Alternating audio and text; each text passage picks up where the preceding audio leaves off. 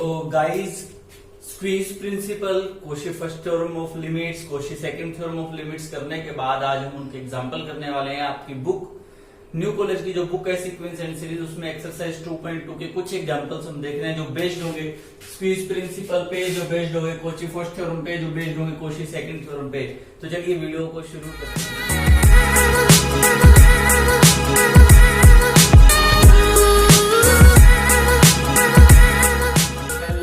कैसे आप सब लोग, आशा करता हूँ कि आप सब बहुत बढ़िया होंगे। मैं हूं हेमंत बैद और आप देख रहे हैं मेरे साथ आपका अपना YouTube channel alpha beta talks. तो चलिए आज का टॉपिक शुरू करते हैं। टॉपिक शुरू करने से पहले we should watch out for the 3 most important theorems and principle which we have discussed. तो यहाँ पे मैं बात कर रहा हूँ सबसे पहले कोशी सीक्वेंस प्रिंसिपल की। स्क्वीज प्रिंसिपल क्या कहता था, अगर 3 सीक्वेंस हैं an, bn, cn, इस तरह की हैं कि an सबसे छोटे टर्म्स रखता है, cn सबसे बड़ी रखता है और bn उनके बीच के टर्म्स रखता है। जैसे an में अगर 1 है, cn में अगर 3 है तो bn 2 रखता है। वैसे bn की जितनी भी टर्म्स हैं वो an वाली टर्म से बड़ी हैं और cn वाली टर्म से छोटी हैं। पहली एक की कंपेयर कर लो दूसरी को, ठीक है। और अगर an a को कन्वर्ज कर रहा था और cn भी a को, अगर यानी कि बिल्कुल इधर वाली भी ए को कन्वर्ज कर रही है, इधर वाली भी, तो बीच वाली भी किधर कन्वर्ज करेगी, ए को ही कन्वर्ज करेगी। Squeeze principle. Cauchy first theorem क्या था, अगर एन कोई सीक्वेंस हो और अगर वो ए को कन्वर्ज कर रही है, अगर एन कोई सीक्वेंस है जो किसको कन्वर्ज कर रही है, ए को कन्वर्ज कर रही है, तो अगर एन ए को कन्वर्ज कर रही है और बी एन जो ऐसे बनी हुई है a1 plus a2 plus plus plus an by n से, तो bn भी किसको कन्वर्ट करेगी, a से। ये मेन टर्म से बनी हुई सीक्वेंस थी। जिन्हें ये चीजें समझ नहीं आ रही उन्हें पीछे वाले वीडियोस देखने की जरूरत है। कोशी सेकंड थ्योरम क्या थी, अगर an सीक्वेंस है पॉजिटिव टर्म्स की, तो an की पावर 1 बाई n की लिमिट निकाल लो, an प्लस 1 बाई an की लिमिट निकाल लो। कब, जब n कहां जा रहा हो, इनफाइनाइट को, तो दोनों क्या आएंगी, सेम आएंगी। अब हम बेस्ट एग्जांपल कर रहे हैं। Show that limit n tending to infinite, show that limit n tending to infinite, एक मिनट, हाँ जी, तो show that limit n tending to infinite √ n plus 1 minus an, किसका आंसर क्या आएगा, 0। किसी भी वैल्यू का लिमिट का आंसर 0 आना ही होता है कि शो करो कि वो किसकी तरफ जा रही है, 0 की तरफ। लिमिट का मतलब ये होता है ना कि वो उसकी तरफ है, तो ये शो करना है कि किसकी तरफ है, 0 की तरफ। Here an is equals to, जो n टर्म है वो कितनी दी हुई है, √ n plus 1 minus √n। Here, अब यहाँ पे मैं ये कह सकता हूं क्या, an हमेशा क्या रहेगा, 0 से बड़ा रहेगा या 0 के इक्वल रहेगा। कैसे पता लगा, देखो n प्लस 1 बड़ा है या n बड़ा है, n बराबर होता है n के। इस साइड मैंने अगर प्लस 1 कर दिया तो ये वाली साइड तो बड़ी होगी ना, तो बड़ी हो गई। तो अगर मैं इधर ले आऊं इस n को, तो n प्लस 1, या दोनों साइड रूट अप्लाई करते हैं तो रूट, तो n प्लस 1 का रूट माइनस में √n, वो बड़ा रहेगा या बराबर रहेगा किसके, 0 के। तो ये an का पक्का पता लग गया कि ये जो nth टर्म थी वो किससे बड़ी दी हुई थी, 0 से बड़ी दी हुई थी। ओके, अभी हम कंसीडर कर रहे हैं इसकी लिमिट का सिस्टम। उसके लिए पहले हम इसे रेशनलाइजेशन कर लेते हैं। तो an कितना था, ये था ना, हो 0 से बड़ा है ये वाला सिस्टम। ये वाला कौन है, √n प्लस 1 माइनस में √n, क्योंकि 0 से बड़ा है an और an की वैल्यू तो ये है। और इसका मैं रेशनलाइजेशन कर देता हूं, तो √n plus 1 plus √n divided by √n plus 1 plus √n। तो 0 से बड़ा है ना, ये ध्यान रखना। तो 0 से बड़ा है, इसका रेशनलाइजेशन करेंगे तो ऊपर क्या बनेगा, ऊपर बनेगा n प्लस 1 एंड माइनस में क्या बनेगा, n डिवाइडेड बाय क्या बनेगा, √n प्लस 1 प्लस √n। 0 से बड़ा रहेगा, n से n कैंसल, 1 बाय में √n प्लस 1 प्लस में क्या आएगा, √n। अब एक चीज देखते हैं कि √n प्लस 1 बड़ा था या बराबर था किसके, √n के। तो इनका रेसिप्रोकल करेंगे तो 1/√n+1 छोटा रहेगा किससे, 1/√n से उल्टा हो जाता है ना। वैसे भी अगर आपको ऐसे समझ नहीं आता तो आप एक चीज बताएं, 1/3+2 बड़ा है या 1/3 बड़ा है। तो बस बात है जिसके नीचे ज्यादा हो जाएंगे, जैसे 3+2, ये तो यहाँ पे तो 1 के 5 टुकड़े हो रहे हैं, यहाँ पे 1 के 3 टुकड़े हो रहे हैं, तो किस में ज्यादा टुकड़े हो रहे हैं, इसमें ज्यादा टुकड़े हो रहे हैं, तो ये छोटा है।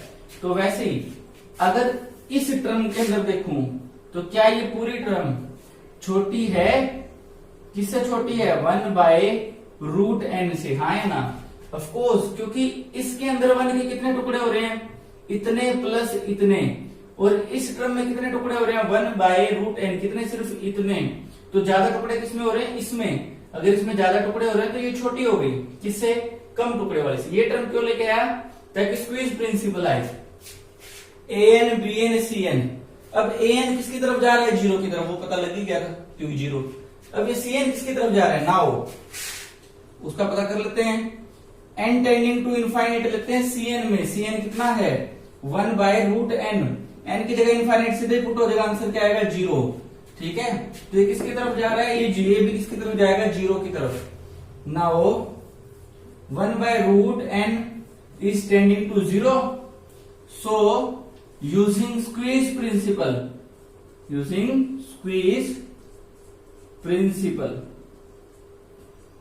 अगर हम किसका यूज करें, स्क्वीज प्रिंसिपल का, तो 0 से, ये an का किया था ना यूज हमने, तो ये 0 से बड़ा था कौन, an, किससे छोटा हो जाएगा, 1/√n से, पर ये 0 की तरफ जा रहे हैं, वेयर, यहां पे लिख देंगे आप 1/√n is also tending to 0, so आगे आप ये लिखेंगे, so an is also tending to 0, और an कौन था, ये, यानी कि limit n tending to infinite √n+1 -√n, इसका आंसर कितना आएगा, 0। ये स्क्वीज प्रिंसिपल यूज कर लिया, आप लोगों को पता भी लग गया होगा कि यहाँ पे स्क्वीज प्रिंसिपल यूज हुआ है। ओके, तो हम नेक्स्ट थ्योरम करते हैं, उसके लिए रफ कर लेते हैं ये सारा प्रोग्राम।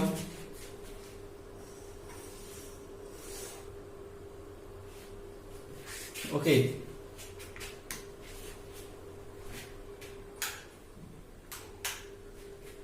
चलिए अभी नेक्स्ट करते हैं। Okay, example next.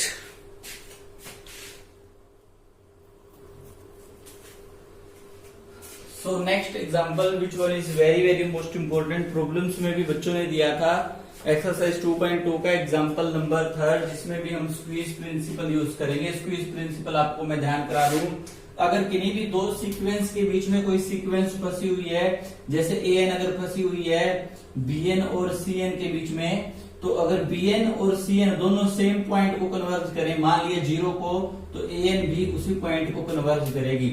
यही हम यहाँ पे यूज करने वाले हैं, ठीक है, और इसी के ऊपर बेस्ड हम ये क्वेश्चन करते हैं। ठीक, तो यहाँ पे उन्होंने दिया हुआ है कि शो कीजिए, जो लिमिट है ना, इसकी लिमिट है n tending to infinite 1/n² + 1/n+1² plus 1/2n का स्क्वायर इज इक्वल टू कितना आएगा, 0। तो मैं यहाँ पे दो ऐसे सीक्वेंस ढूंढ रहा हूं जो इस an से, मैंने इसको an माना, इस an से एक तो बड़ी ढूंढ रहा हूं और एक छोटी ढूंढ रहा हूं। तो पहले मैं ढूंढ रहा हूं जो इससे बड़ी है। इससे बड़ी कब होगी, देखो यहाँ पे an क्या दिया हुआ है, 1/n², जिसको मैं लिख सकता हूँ 1/n+0 का स्क्वायर, n+1 का स्क्वायर, 2n को लिख सकता हूँ n+n। यहाँ पे 1 के नीचे कितना स्क्वायर है, n², पर प्लस में यहाँ पे 1 के कितने टुकड़े हो रहे थे, n+1, पर मैंने यहाँ पे कितने टुकड़े यूज किए, सिर्फ n, 1/n²। तो यहाँ पे मैं कम टुकड़े ले रहा हूँ ना 1 के, ज्यादा टुकड़े नहीं कर रहा, तो इधर वाली टर्म बड़ी हो गई, तो यहाँ पे मैंने सिंबल क्या लिख दिया, ग्रेटर देन। हर के अंदर यहाँ पे n+1 था, पर मैंने क्या यूज किया, n²। यहाँ पे n+n था, पर मैंने क्या यूज किया, n²। ठीक है, और ये कितने टर्म्स हैं, देखो ये पहली टर्म, ये दूसरी टर्म, और ये कितनी टर्म है, देखो दूसरी में 1 आ गया, तो तीसरी में 2 आएगा। पहली टर्म में n के प्लस में कितना है, 0, दूसरी में n के प्लस में कितना है, 1। टर्म तो दूसरी है, पर प्लस में कितना है, 1, प्लस में तो n है, टर्म कौन सी फिर ये n+1। तो ये कितने टर्म्स हैं, ये टर्म्स है n+1, इनको ऐड कर लेते हैं। एलसीएम सभी का कितना आएगा, n² ही आएगा, क्योंकि सभी के नीचे मैंने n² लिखा है। और ऊपर कितने वन है, n plus one times one है, तो ऊपर क्या बन जाएगा, n प्लस वन। तो एक तो हमने ये पता कर लिया कि जो an है ना वो छोटी है किससे, n plus one by n square से। ठीक है, नाउ अगेन, अब हम अगेन ले रहे हैं an को, an is equals to one by n plus zero square, one by n plus one square and one by n plus n का स्क्वायर। यहाँ पे n टुकड़े हो रहे हैं, पर मैं हर किसी के नीचे 2n टुकड़े ले रहा हूं, तो मैं टर्म छोटी कर रहा हूं। देखो, अब मैं तुम्हें हमेशा ये कहता हूं कि अगर 1 के नीचे छोटी क्वांटिटी है तो नंबर बड़ा है, जैसे 1 के नीचे 2 है और 1 के नीचे 3 है, तो कौन सा बड़ा है, ये बड़ा है, क्योंकि यहाँ पे 1 के टुकड़े कम हुए हैं, यहाँ पे 1 के टुकड़े ज्यादा हुए हैं।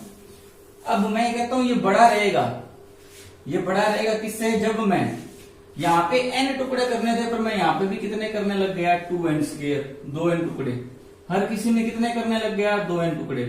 तो टुकड़े अगर मैं ज्यादा करने लग गया तो ये टर्म्स छोटी हो जाएंगी, छोटी हो जाएंगी ना ये टर्म्स, क्योंकि टुकड़े ज्यादा हो रहे हैं। यहाँ पे तो n टुकड़े थे, यहाँ पे 2n है, तो ये टर्म्स छोटी, plus plus plus 1 by 2n square. हर किसी के अंदर मैंने n टुकड़े, इसमें प्लस 1 टुकड़े था, n प्लस 1 टुकड़े थे, पर मैंने कितने कर लिए, n प्लस n यानी 2n कर लिए, n प्लस n यानी 2n कर लिए। ओके, कितनी टर्म्स हैं ये, फिर n प्लस 1 है। यहाँ पे अब देखो an बड़ा आ जाएगा, हर किसी के नीचे कितना है, 2n स्क्वायर, राइट, और ऐसे कितने टर्म्स हैं ये, n प्लस 1, तो ऊपर कितना आ जाएगा, n प्लस 1। ठीक है, तो हमने ये देख लिया कि जो an है वो बड़ी है 2n plus n plus 1 by 2n square से, और an छोटी है किससे, तो नाउ मैं ये लिख रहा हूं n प्लस 1 बाय में n स्क्वायर, इससे तो an बड़ी है, an छोटी है। ओके, an छोटी है एंड इससे बड़ी है, तो n प्लस 1 बाय में 2n स्क्वायर, यही हुआ ना स्क्वीज प्रिंसिपल से। इसको कंसीडर कर रहा हूं मैं bn से, बड़ा है an और छोटा है किससे, cn से, इसको कंसीडर करिए cn। अब अगर bn और cn की लिमिट सेम आई तो an की लिमिट भी सेम आएगी। bn की लिमिट देखते हैं, n tending to infinite bn, n tending to infinite bn की वैल्यू पुट करते हैं, n plus 1 by n square.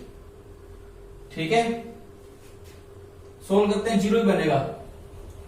देखो ऊपर से n कॉमन ले लो, 1 by n divided by n square, n से n कैंसल, ऊपर तो 1 बन जाएगा, नीचे इनफाइनाइट 0 बनेगा।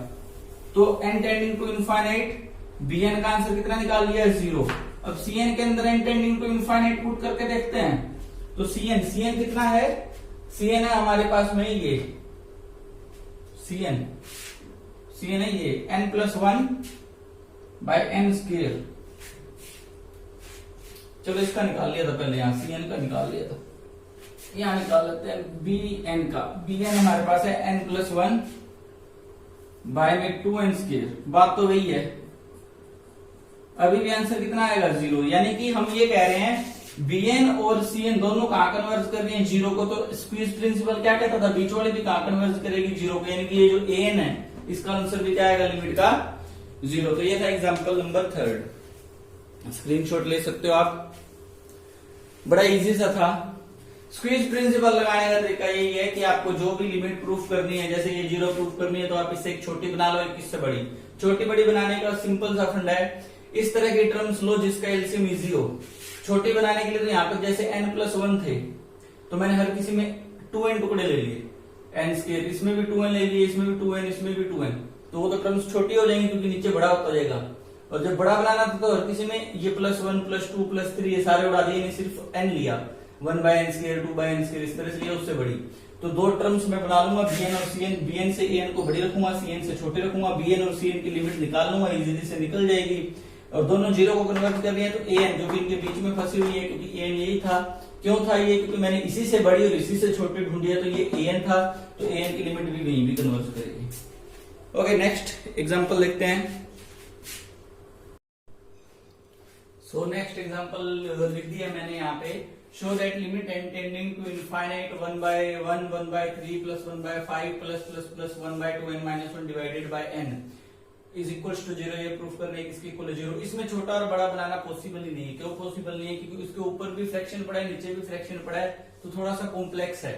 और दूसरा, जब नीचे एन दिखे ना, किसी भी टोटल टर्म के नीचे एन दिखे, तो आप याद करना कॉची फर्स्ट थ्योरम को। कॉची फर्स्ट थ्योरम क्या कहती थी? आप एन अगर ए को कन्वर्ज कर रही हो तो बी एन, जो कि कैसे बनी है, A1 plus A2 plus plus plus AN by N, अगर इस तरह की बी एन बनी है तो बी एन किसको जाएगी? ए को।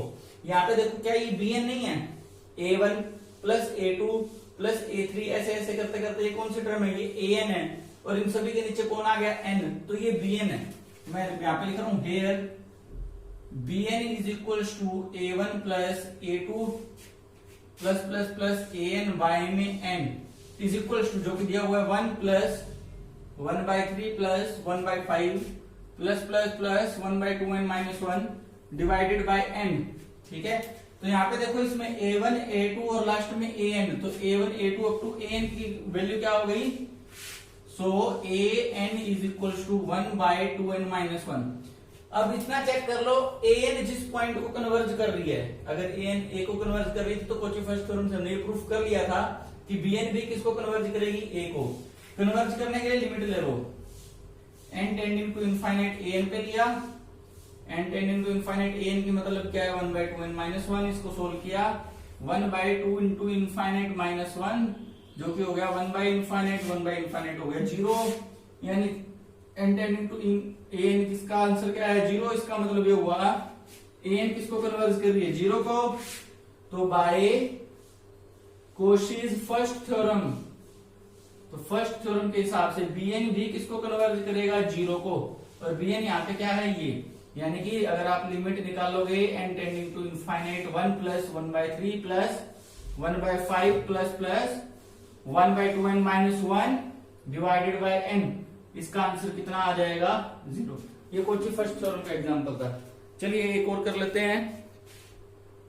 अब करते हैं कॉची सेकंड थ्योरम पे, और उसके बाद में आप सारे एग्जांपल जितने उसके ट्राई करेंगे।